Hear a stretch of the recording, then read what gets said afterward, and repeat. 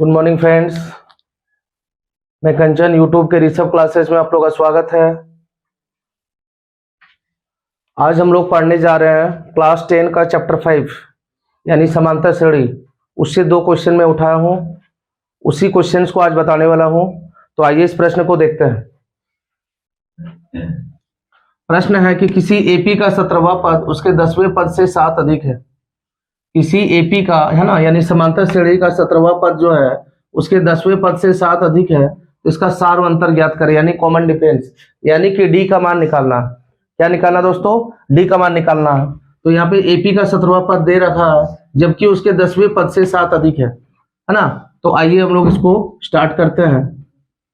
किसी एपी का 17वां पद, यानी उसको क्या मानेंगे? उसको मानेंगे A17, है ना। किसी एपी का 17वां पद मतलब A17। फिर बोल रहा उसके 10वें पद से 7 अधिक है, मतलब बीच में इक्वल टू पड़ेगा कितने पद से? 10वें पद से, है ना। यानी A10, 10वें पद बोला था तो A10 हो गया, पद से 7 अधिक है। जब भी अधिक बोलेगा तो प्लस होगा और कम बोलेगा तो क्या होगा दोस्तों? माइनस। यानी कि यहाँ पे अधिक बोल रहा हो जाएगा प्लस, कितना अधिक था? 7। इसको हम लोग क्या करेंगे? लिख देंगे। एक बार और क्वेश्चन को देखते हैं। किसी एपी का 17वां पद बोल रहा था A17, यानी A17 ले लिए, उसके 10वें पद से यानी A10 ले लिए, कितना अधिक है? 7 अधिक है। तो इसका कॉमन डिफरेंस यानी डी का मान ज्ञात करें। तो A17 बराबर A10 प्लस 7। इसको हम लोग एक काम करते हैं, ये पहले से फॉर्मूला का रूप जैसा दिया हुआ, इस पे फॉर्मूला को पुट करते हैं। यानी AN बराबर फॉर्मूला होता है, आपको पता ही होगा, A प्लस N-1 इंटू क्या होगा दोस्तों? डी। यहां पे देखिए AN के रूप का था, AN का फॉर्मूला दे दिए। यहां भी AN के रूप का है, AN का फॉर्मूला देंगे, यानी A plus N-1 into D. ये तो AN का फॉर्मूला हो गया। अब प्लस में कौन था?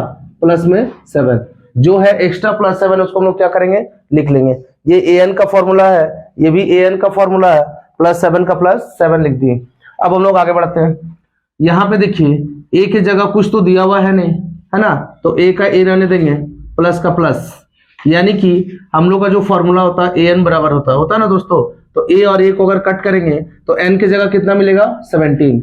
यानी कि N की जगह हम लोग यहाँ पे कितना पुट कर सकते हैं? 17। तो N की जगह 17 पुट करेंगे, -1 का -1, और डी की जगह भी हम लोग का कुछ नहीं दिया हुआ, डी को ही क्या करना दोस्तों? डी को ही निकालना, यानी डी जैसा का वैसे रहेगा। यहाँ पे A10 मतलब AN का रूप का, ये यहाँ भी फॉर्मूला हम लोग पुट कर दिए, A plus N-1 into D.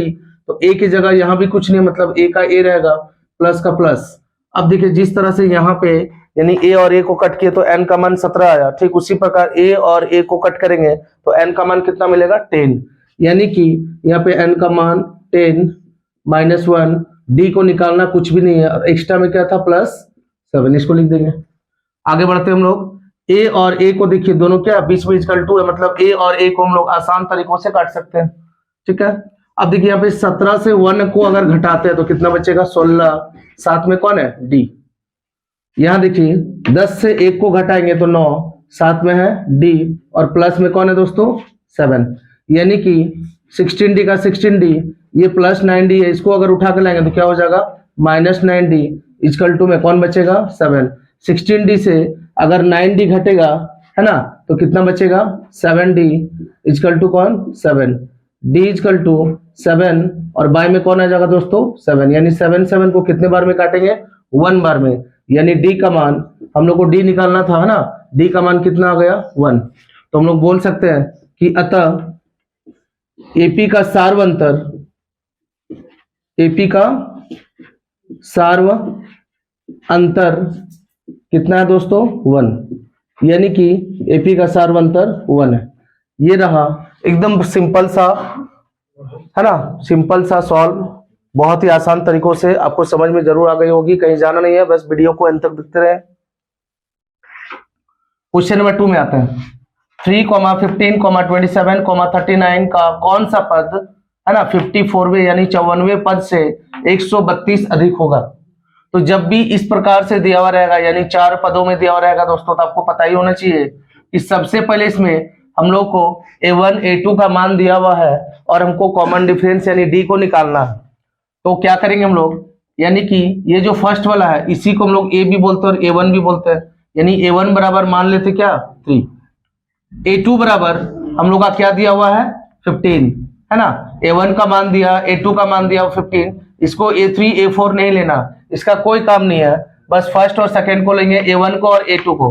उसके बाद हम लोग को निकालना क्या है तो D का मान निकालना। ठीक, तो जैसे हम लोग D को निकालेंगे, है ना, D को निकालेंगे तो फॉर्मूला होता है A2 माइनस क्या A1, यानी A2 से A1 को क्या करेंगे घटा देंगे। A2 से जैसे A1 को घटाएंगे तो हमारा आंसर आ जाएगा D का मान, यानी A2 की जगह कितना है 15 माइनस A1 की जगह कितना था 3, यानी घटाएंगे तो कितना आएगा 12, यानी कि D का मान कितना आ गया 12 आ गया। अब देखिए क्वेश्चन आगे हम लोग पढ़ते हैं, कौन सा पद 54वें पद से 132 अधिक होगा। बोल रहा कौन सा पद, तो कौन सा पद मतलब क्या an होगा, है ना, कौन सा पद मतलब an 54वें पद से 132 अधिक होगा। 54वें पद का बात कर रहा है यानी A54, और अधिक का बात करेगा तो प्लस कितना अधिक है तो 132।